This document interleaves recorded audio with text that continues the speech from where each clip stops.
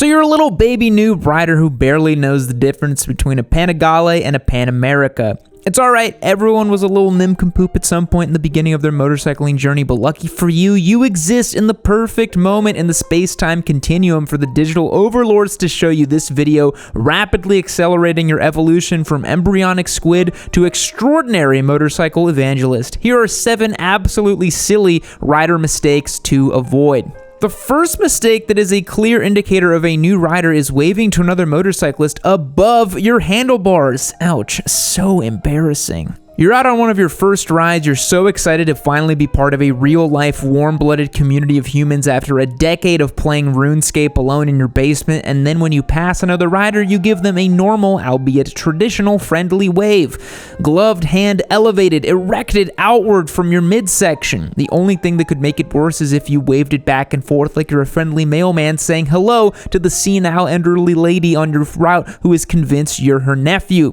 One does not simply wave at another rider. You must biker wave. Heck, you don't even have to do that. Who cares? You're an adult, gonna cry if someone doesn't wave at you. Come on, seriously. But something to avoid is waving like a normal pedestrian. To be on the receiving end of a normal above the handlebar wave from a passing motorcyclist feels like you're in the locker room at the YMCA with the 80-year-old man who wanders around entirely naked. It's just very awkward. You feel awkward. They feel awkward because they realize they did the wrong wave. You feel even more awkward because you assume that they feel awkward as well. Just don't do this. If you insist on being validated by your riding peers, make sure to do the biker wave, which is 2 fingers down below the handlebars. What does it mean? 2 wheels down, ride safe, etc., etc. Every boomer has some different idea of what the wave actually means. Quote, the 2 fingers down actually represent the parable of the 2 sons as told by Jesus in the New Testament in Matthew 21, 28, 32.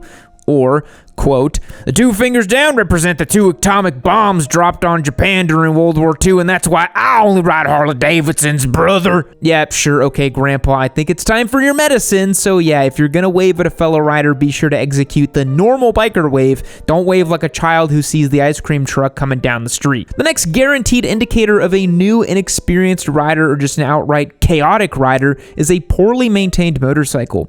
Nothing screams, I have no idea what I'm doing, than rolling up on a spray-painted bike with 45,000 miles on the clock, covered in stickers, engine clattering away because the valves have never been adjusted. So the bike is metaphorically screaming that you don't know how to maintain it, and it's literally screaming, service my engine before I explode. Another telltale sign of a poorly maintained bike are scorched or otherwise poor quality rubber. Your tires are the only contact patch between your motorcycle and the road and are responsible for ensuring ample traction at all times, including in a corner, in the rain, or going 186 miles per hour in a school zone. Not recommended.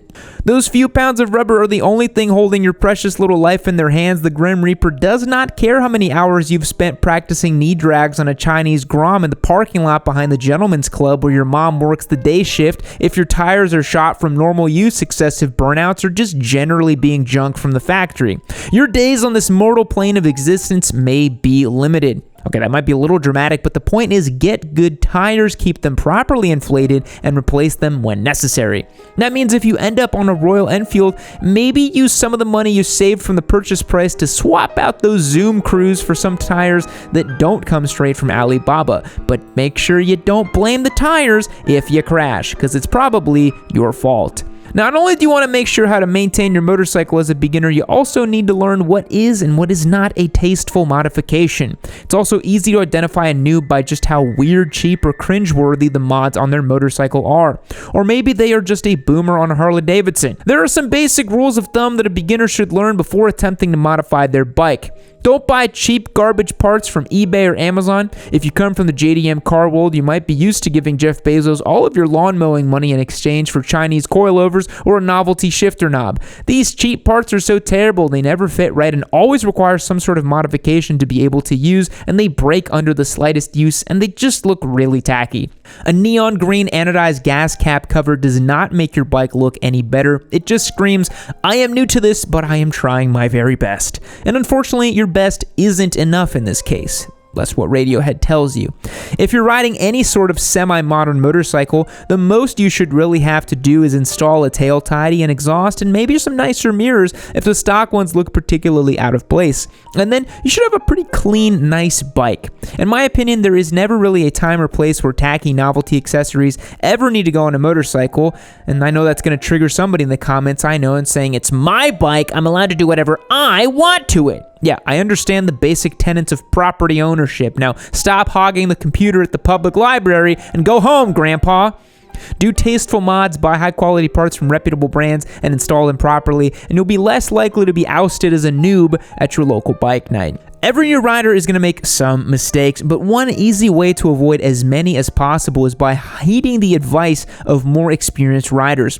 A great way to connect with other riders is by joining our community at Yammienoob.co.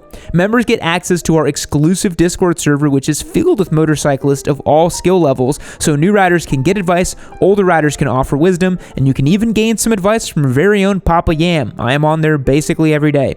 Members also gain access to tons of exclusive content and get a behind-the-scenes look at everything that goes on around here. Every membership gains you automatic entries to win one of our motorcycles, like our brand new KTM RC390 that is currently our beginner bike giveaway.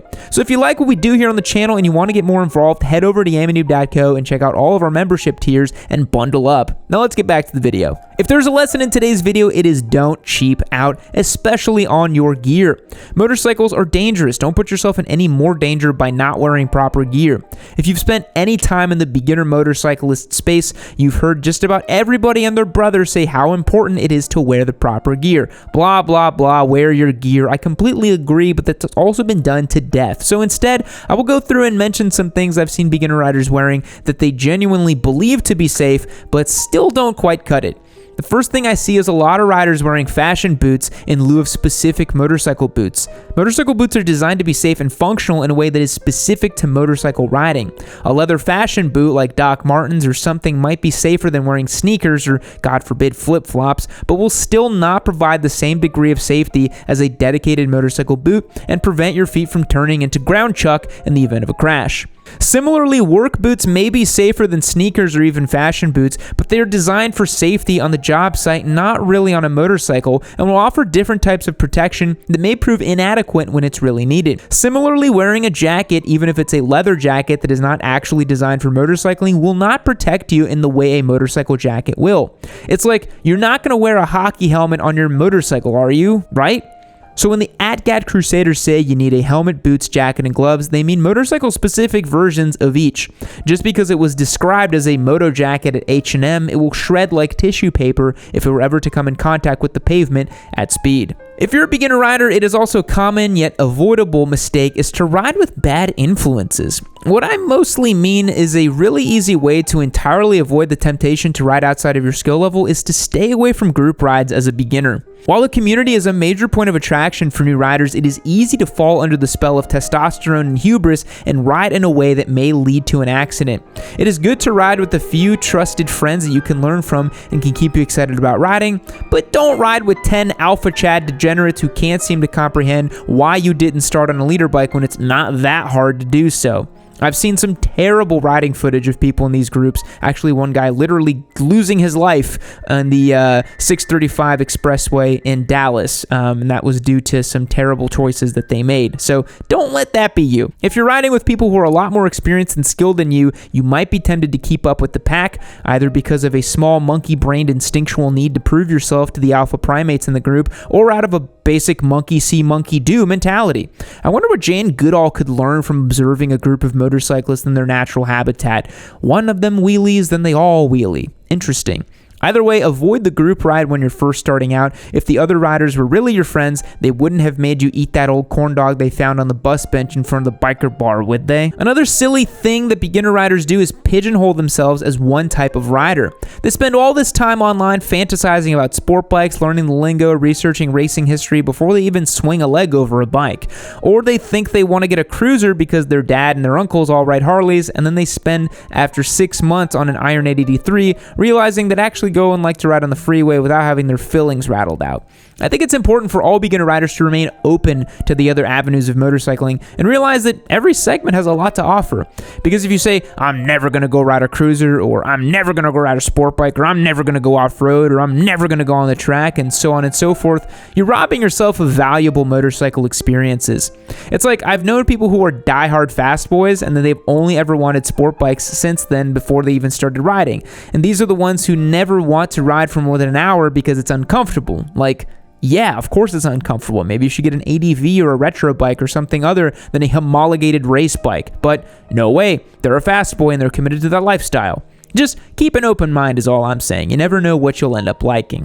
There are a lot of specific mistakes a beginner rider can make relating to their riding skill or lack thereof, but I'm just going to lump them all into one and call it being a bad rider. And I don't mean like being an overconfident, unsafe squid and just being a generally kind of poor at riding. This is generally just from a lack of practice or a refusal to acknowledge their shortcomings, or from being too busy blowing spitballs during their MSF course to pay attention to the information presented to them. Some mistakes a beginner rider can make include stalling the bike from a stop, choppy and poor throttle control, bad clutch control, poorly timed shifts, entrance speed of a turn, and honestly countless others. This maybe isn't entirely avoidable and it's hard to learn without making mistakes, but you can avoid these mistakes on busy public roads where they can get you into serious trouble. Practice these basic fundamental skills in an enclosed area like a parking lot or a less traveled neighborhood where you can learn these skills in the relationship between all the controls at your own speed instead of the speed of the F-150 behind you at the stoplight. That brings us to the end of the video today. Remember, everybody makes mistakes when they're first starting out, so just remember to practice, be safe, and enjoy the journey. It's the best part of motorcycling is that crazy dopamine rush you get when you first start riding. It is amazing. If you enjoyed this video and you want to see more beginner rider content, be sure to go ahead and subscribe so you can stay up to date on all the new videos. I'll catch you guys in the next one. See you later. Fact: Dr. Seuss first used the word nerd, which he meant as a comically unpleasant creature, in a book called If I Ran to the Zoo in 1950. And I agree, nerds are comically unpleasant. Goodbye. Well, look at you. You've made it to the end of another Yammienoob video. You should consider yourself pretty lucky because I have curated this one right over here for you to continue watching. It's probably just as good as the one you just saw. Unless you hated the one you just saw. I don't know, maybe leave me a comment down below about how much you hated it as well too. Or just keep watching this one. Make sure you keep watching Yammienoob. Don't forget to keep watching Yammienoob. That's the most important thing. Keep watching Yammienoob.